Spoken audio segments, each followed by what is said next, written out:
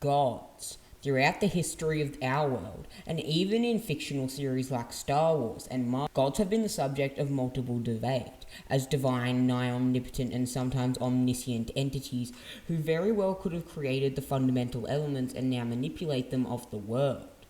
However, it seems that in Star Wars, gods are actually very scarce, or at least 90% of Star Wars fans are unaware of the true powers that lay behind the veil of the dark side. Perhaps the dark side has clouded your vision. It seems that we can remedy this situation if you enlist yourself without order and press the subscribe button. But this begs a question. In Marvel and in Lord of the Rings similarly, Marvel has the one above all, the ultimate divine god of that universe. Similarly in Lord of the Rings has Eru Iluvatar, an ultimate omniscient god who knows everything and everything that is occurring in his universe, similar to the one above all. However, what is the god of Star Wars? What is the ultimate deity of power and pure manifestation of not only the Force, but of all life in the galaxy? Well, today, we are going to be answering that very question, and the question of who is the most powerful omnipotent god in Star Wars. While multiple theories have emerged concerning who the ultimate god of Star Wars is, with some Clone Wars hype TV fans considering that it may be the ones of Mortis, seeing as they are the embodiments of the current flow of the Force, or Legends hype fans conceding that it might be Nol Nol or Abeloth. All of these are factually incorrect. And in Legends, we actually have two answers, one that emerges from the Supernatural Encounters novel, and one that George Lucas personally designed himself. We're going to start off with the more well-known one of these, that being what most consider to be the ultimate omnipotent, omniscient, omnipresent, and godlike entity of the Star Wars galaxy, and that being the Supreme Maker.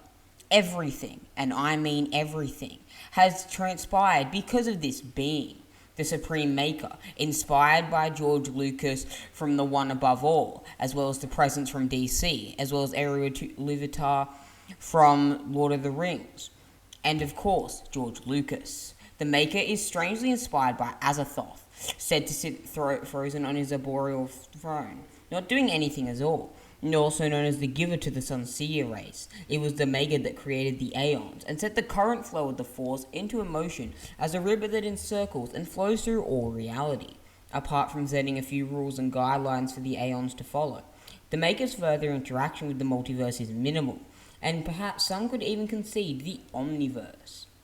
The Supreme Maker, also known as the Father of Lights, was the creator of the Force as well as a powerful godlike race known as the Celestials, a cult of nigh omnipotent beings who are believed to have created the very fundamentals of the universe.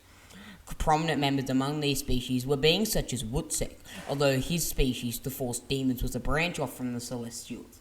Wutsek has been shown being able to effortlessly manipulate matter and space, as he effortlessly plowed through the Five, a group of evil maniacal cultists who had imprisoned him, as well as a menagerie of other spacefaring and unique creatures.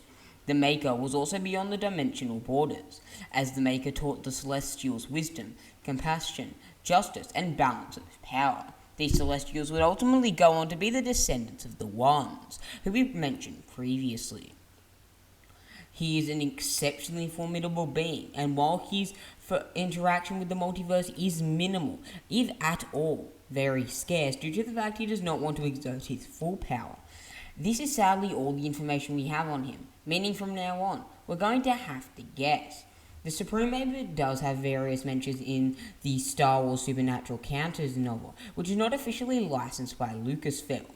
The Supreme Maker in this is definitely depicted as an omniscient entity, and the true god. It is widely regarded that the Father of Shadows, the ultimate embodiment of the dark side of the Force, would be absolute fodder to the Supreme Maker. And many Star Wars fans personally believe that the only beings that can withstand to the Supreme Maker are that of the Bedlam spirits and the Son of Suns, Anakin, with the Son of Suns predicting a prophecy that Anakin would rise and be the chosen one and eclipse the power of even the gods of Mortis, Abeloth, and all other beings in that hierarchical order of power.